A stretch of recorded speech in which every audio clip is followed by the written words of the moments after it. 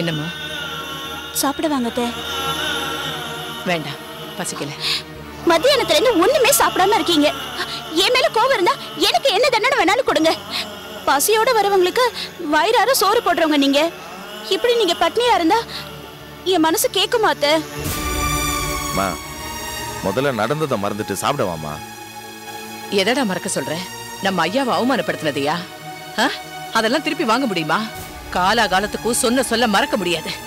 அத்தை, எங்க அப்பா சொன்னது தப்புதான், ஒத்துக்கிறேன் அத்தை. அத நீ சொல்லாத, உங்க அப்பா வந்து சொல்லட்டும். புரியுதா? நடந்ததுக்கு ஐயாவே வருத்தப்படல, நீ ஏமா வருத்தப்படுற? உங்க ஐயாவை பத்தி உனக்கு என்னடா தெரியும்?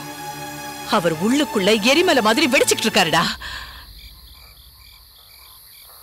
அது வெடிச்சதுன்னா உங்க மாமா தாங்குவாரா? போனா போகுதுன்னு மன்னிச்சு விட்டதுனால உன் மாமா தப்பிச்சாரு. டேய், உங்க ஐயா குடும்பம் எப்பேற்பட்ட குடும்பம் தெரியுமாடா? எவ்வளவு பெருந்தன்மையான குடும்பம், எவ்வளவு பாரம்பரியமான குடும்பம் தெரியுமா? அந்த குடும்பத்துல நீங்க 2 பேரும் பிள்ளைங்களா பிறந்திருக்கீங்க. உங்க ஐயாவோட குணத்துல ஒரு குண்டுமணி அளவாவது உங்களுக்கு இல்லையேடா. போங்க, போய் வீட்டு முத்தத்துல இருக்கிற போட்டோவெல்லாம் பாருங்க.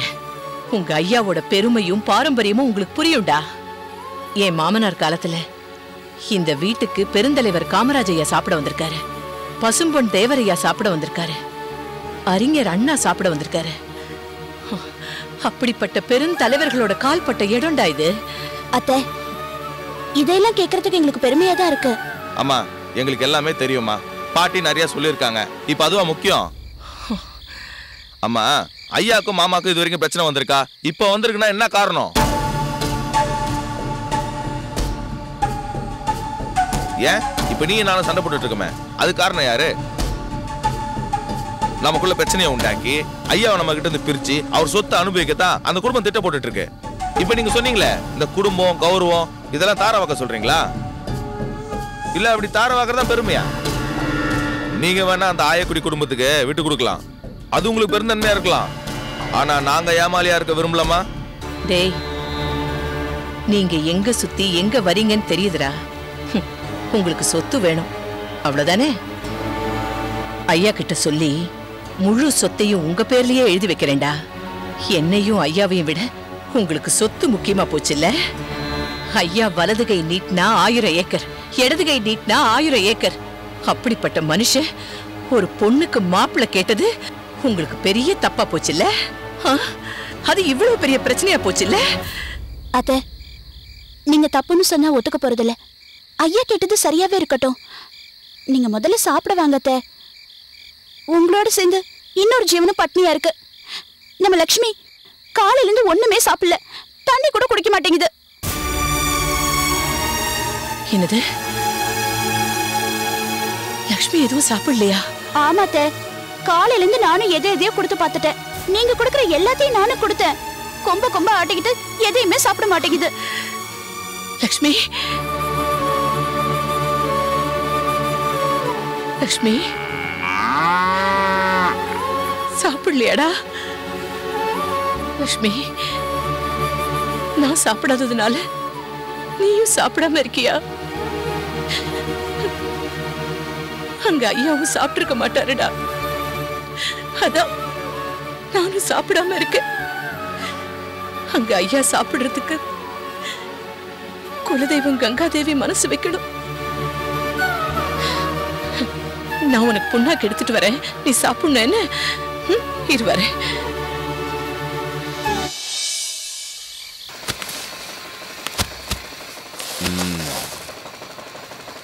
போடு, என்ன வேடிக்கை பாக்குற? போடு. சரி ஐயா.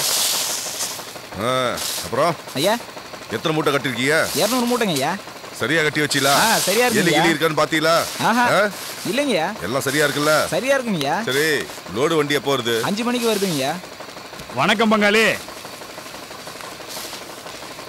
வாயா பழனி, நீயா? எந்த காத்து இந்த பக்கம் வீசுது? ஆமா, அரவைக்கு தான் நம்ம கிட்ட நெல் போடுறது இல்லையே, என்ன விஷயம்? ஏன் வியாபாரம் பண்ணாதான் பங்காளியை பார்க்க வரணுமா? நம்ம சமூக தலைவராச்சே, ஒரு வணக்கம் போட்டு போலான்னு வந்தேன். வணக்கம் சொல்ல வந்தியா இல்ல வத்தி வைக்க வந்தியா? என்ன பங்காளி இப்படி சொல்லிட்டீங்க? அந்த சுப்புலட்சுமி மக தங்கத்துக்கு நம்ம சொந்த பந்தத்திலே யாருமே மாப்பிள்ளை கொடுக்க கூடாதுன்னு சொல்லி மிரட்டி வச்சிருக்கீங்கல்ல? மிரட்டல, இதுக்கு பேர் மிரட்டல, ஒரு அன்பு கட்டளையா. உங்க அன்பு கட்டளை யாராவது மீறினா அதை நான் உங்ககிட்ட சொல்லணும் இல்லையா? யோ பழனி, என் கட்டளைய மீறுற தைரியம் யாருக்கே வந்திருக்கு? உங்க தர்ம பத்னியும் ஐயாவுடைய அன்பு சகோதரியுமான திருமதி முத்தரசி குலசேகரனுக்கு தான் உங்க அன்பு கட்டளை மீறுற தைரியம் வந்திருக்கு. ஏய் பழனி, என்னையா பேசுற? அங்க சுத்தி இங்க சுத்தி கடைசியில என் வீட்லயே பஞ்சாயத்து வைக்க பாக்குறியா? தொலைச்சிருவேன். இங்க பாரு பழனி, எதையாவது சொல்லி என்ன வம்பு தும்புல மாட்டி விடாத. அப்படித்தான் ஐயாவையே எனக்கு எதிராக திருப்பி எங்களுக்குள்ள சண்டை முட்டி விட்ட. அட என்ன பங்காளி, இதுல எல்லாம் போய் விளையாடுவாங்களா? உங்க சம்சாரம் ஐயாவை பார்த்து சம்பந்தம் பேசினது உங்களுக்கு தெரியாதாக்கா? மகா நடிகன் தான் பங்காளி நீங்க. பழனி, இது என்னோட மான பிரச்சனை, விளையாடாத. நீங்க சம்மதிக்காம தான் உங்க சம்சாரம் ஐயாவை நேர்ல பார்த்து ஜெயச்சந்திரனுக்கு பொண்ணு கேட்டாங்களாக்கா? சம்சாரத்தை நைசா தூது அனுப்பி விட்டுட்டு ஒண்ணுமே தெரியாத மாதிரி இருக்கீங்களே பங்காளி. சத்தியமா தெரியாது பழனி. நீ எங்க பார்த்த, எப்ப பார்த்த? இப்பதான் கொஞ்ச நேரத்துக்கு முன்னாடி வயலுக்கு போற வழியில பார்த்தேன். கங்காவுக்கு ஜெயச்சந்திரனை கல்யாணம் பண்ணி தரதா ஐயாவும் உங்க சம்சாரம் பேசி முடிச்சிட்டாங்க. அது மட்டும் இல்ல, உங்க சம்சாரம் அந்த சுப்புலட்சுமி வீட்டுக்கும் போய் பேசிட்டு வந்துட்டாங்க. நீ சொல்றது மட்டும் உண்மையா இருந்துச்சு, என் பொண்டாட்டியை வெட்டுவேன். பொய்யா இருந்தது, வீடு தேடி வந்து ஒன்ன வெட்டுவேன்.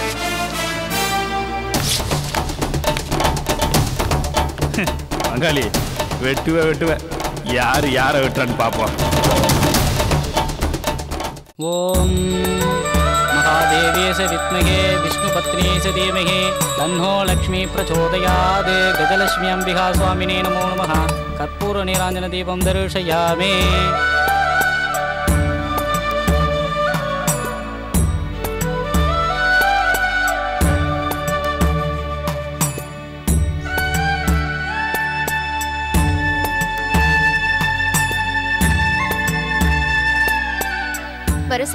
வாங்கம்மா வாங்க.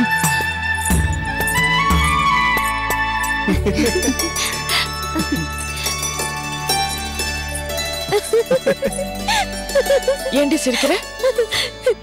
இல்லக்கா, அந்த கலெக்டர் நினைச்சாலே எனக்கு சிரிப்பா வருது. ஏண்டி அவரு நம்மள பாடா படுத்தினாரு, அது உனக்கு சிரிப்பா இருக்கா? விஸ்வா, இதுக்கு ரெண்டும் பண்ண கூத்து தெரியுமா? என்ன? அந்த கலெக்டர் கிட்ட போய் நீ மாவட்ட கலெக்டரா இல்ல மாவட்ட கலெக்டரா கேட்டாங்க. அவர் ஏதோ டென்ஷன் ஆயிட்டாரு தெரியுமா? அக்கா, அந்த கலெக்டர் உன்னை பார்த்த பார்வையே சரியில்லக்கா. கலெக்டர் மட்டுமா, அவங்க அம்மா பார்த்த பார்வை கூட சரியில்லை. அப்படியே அக்காவை முழுங்குற மாதிரி இருந்துச்சு.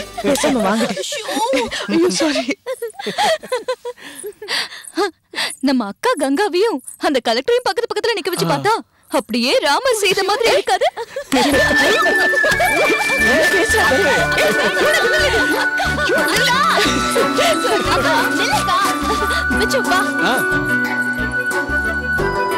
எங்கடா ஜெயச்சந்திரனை காணோம்? டேய், அங்க நிக்கிறான்டா.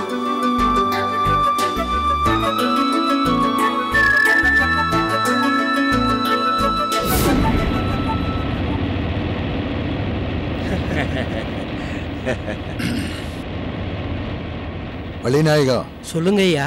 கோயில் திருப்பணி எல்லாம் எப்படி நடக்குது? எல்லாம் நல்லபடியா நடந்துட்டு இருக்கியா? அது விஷயமா கலெக்டர்ட்டையும் சொல்லியிருக்கேன். அவரை பார்த்து அப்பப்ப என்னன்னு விசாரிச்சுங்க. சரிங்க ஐயா. அப்புறம் பசங்க வியாபாரத்தையும் விவசாயத்தையும் எப்படி பாத்துக்கிறானுங்க? எல்லாம் நல்லபடியா பாத்துக்கிறாங்க ஐயா. இல்ல, காலேஜ் விஷயமா அலையிறதுனால கவனம் செலுத்தலைன்னு கேள்விப்பட்டேன். நீங்க கொஞ்சம் கூட இருந்து பாத்துங்க. என்ன? நான் பாத்துக்கிறேன் ஐயா.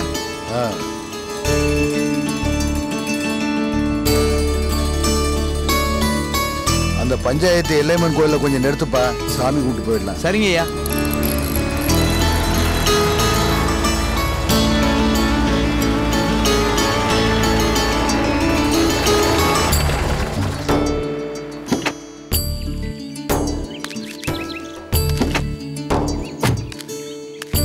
ஐயா வாங்க. வாங்கய்யா, போங்க வாங்க.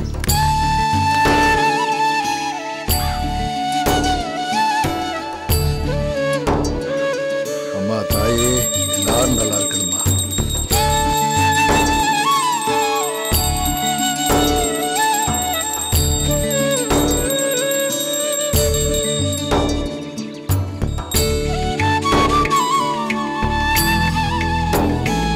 இந்தாங்க தாயே, எல்லாம் நல்லபடியா நடக்கணுமா? வாங்க போலாம். ஐயா, நம்ம கங்காவுக்கு மாப்பிள்ளை பார்க்குற விஷயமா அடுத்து என்ன பண்றதா யோசனை? அதுக்கு ஐயா யோசிக்க வேண்டிய அவசியமே இல்லை வள்ளிநாயகம். என்ன பிள்ளை சொல்றீங்க? ஐயா என்னை மன்னிக்கணும். குலசேகரம் கிட்ட சவால் விட்டதை நாச்சியாரம்மா கிட்ட சொல்ல வேண்டான்னு தான் நினச்சேன். நான் வீட்டுக்கு போனதும் நாச்சியாரம்மா வேகமாக ஓடி வந்து கங்காவை பொண்ணு எடுக்கிறதுக்கு எங்கள் அண்ணன் சம்மதிச்சிட்டாரான்னு கேட்டாங்க. அவங்க முகத்தை பார்த்தோன்னே பொய் சொல்ல தெரியலைங்க ஐயா.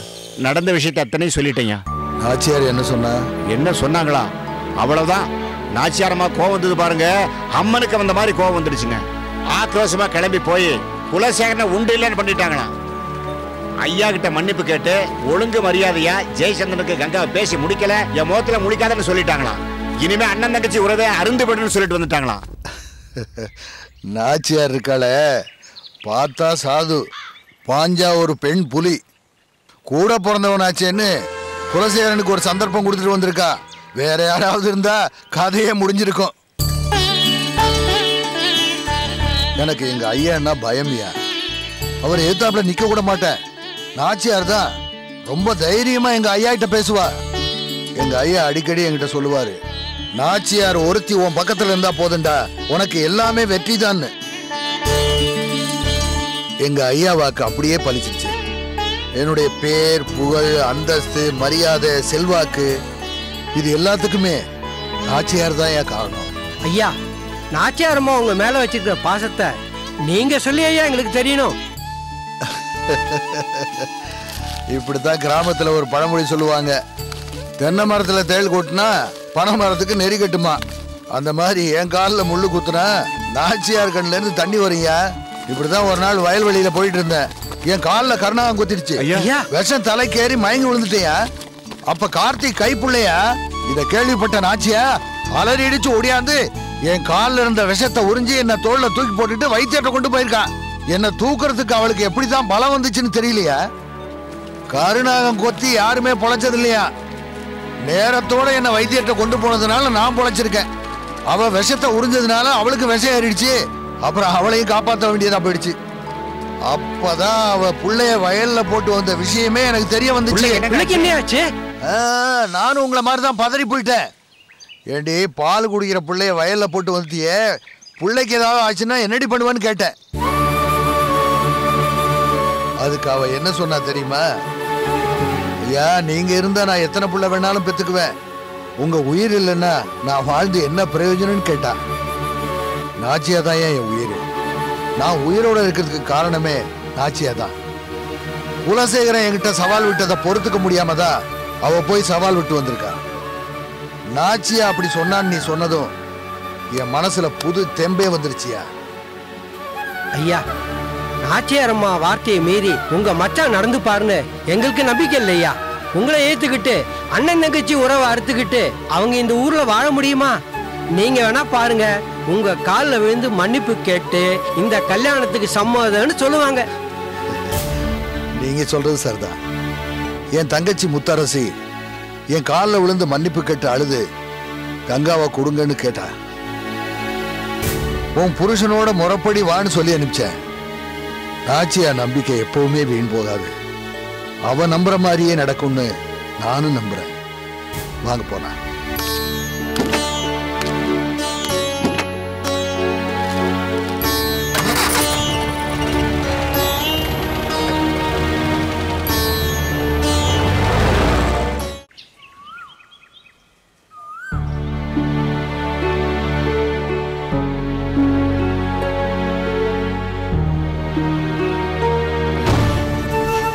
சந்திரா, அம்மா அம்மா, உனக்காக தான் காத்துட்டு இருக்க.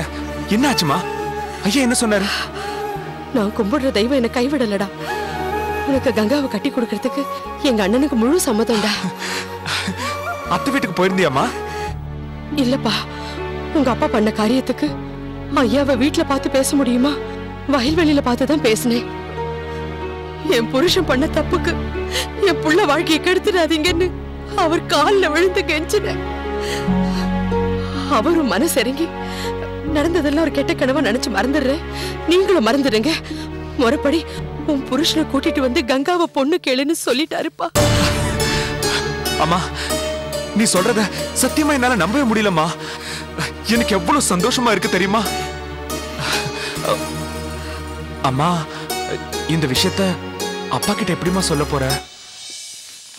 தெரியலப்பா, சொல்லித்தான் ஆகணும். ஆமாண்டி, சொல்லித்தான் ஆகணும்.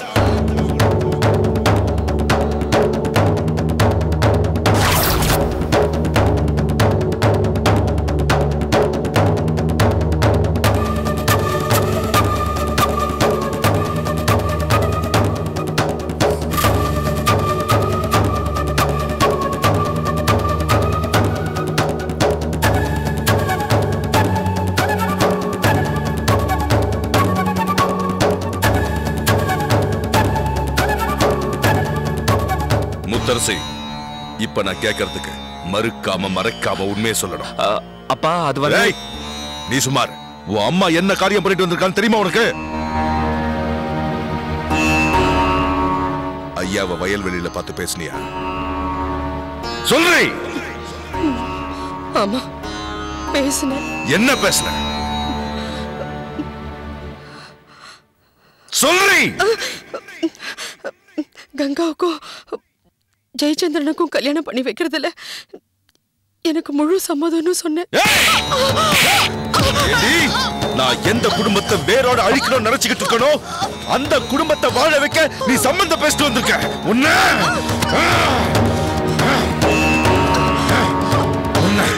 உயிரோட விடக்கூடாது, உயிரோட விடக்கூடாது. என்னப்பா இது? விடுங்கப்பா, விடுங்கப்பா, விடுங்க. விடா. எவ்வளவு நெஞ்செழுத்து இருந்திருந்தா அந்த சுப்புலட்சுமி வீட்டுக்கு போயிட்டு அவ கூட சம்பந்தம் பேசிட்டு வந்திருப்பா. அவ வீட்டு வாசப்படி ஏறின கால வெட்டணும் போல இருக்கிறா. வெட்டணும்னு முடிவெடுத்தா முதல்ல என்ன வெட்டுங்கப்பா.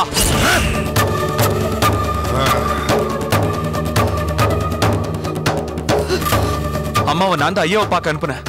என்ன வெட்டுங்க. டேய், உங்க அம்மாவை காப்பாத்த பொய் சொல்றியாடா? இல்லப்பா, உண்மையதான் சொல்றேன். நான் கங்காவை விரும்புறேன்.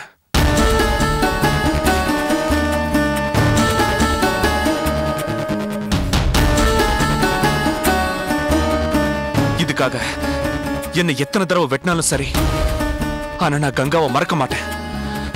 அவ கூட சேர்ந்து வாழலைன்னா இந்த உயிர் இருந்தா என்ன போனா என்ன? அந்த குடும்பத்து மேல உள்ள பகுதி உங்களுக்கு முக்கியம்னா என்ன வெட்டுங்கப்பா, வெட்டுங்க. நீங்க வெட்டதுக்கு அப்புறம் நான் பொழைச்சு வந்தா அந்த கங்காக்கு தான் தாலி கட்டுவேன், கட்டுவேன், கட்டுவேன். டேய் டேய், எவ்வளவு தைரியம் இருந்தா என்கிட்டயே எப்படி ஒரு வார்த்தை பேசிருப்ப? டேய், நீ அவளோட சேர்ந்து வாழ்றதுக்கு சாவலாடா. செத்து போ, செத்து போ. என்ன நீங்க ஏன் இப்படி எல்லாம் பண்றீங்க? என்ன மனுஷன் நீங்க? ஒத்த ஆம்பளை பிள்ளைய பெத்து வச்சிருக்கோம், அவனைய வெட்டி ஒரே அடியா சாவடிச்சிடுங்க. என்னங்க கௌரவம், கௌரவம்? இந்த கௌரவம் உங்களுக்கு யாரால வந்தது? சொல்லுங்க பாக்கலாம், சொல்லுங்க. நான் செத்து போறேன், விடு, விடு. ஏண்டா நீ செத்து போறத பாக்குறதுக்காக பொத்தி பொத்தி விட வளர்த்த? இல்லம்மா, அப்படி பண்ற? இல்லம்மா, இந்த மனுஷனுக்கு கொல்லி போட கூட வாரிசு இல்லாம போகட்டும். இவர் அனாதை போனமா தான் போகணும். ஒரு மகனோட ஆசையை நிறைவேற்ற முடியாது. இவரு ஒரு அப்பனாமா. நான் செத்து போறேம்மா, நான் செத்து போறேன்.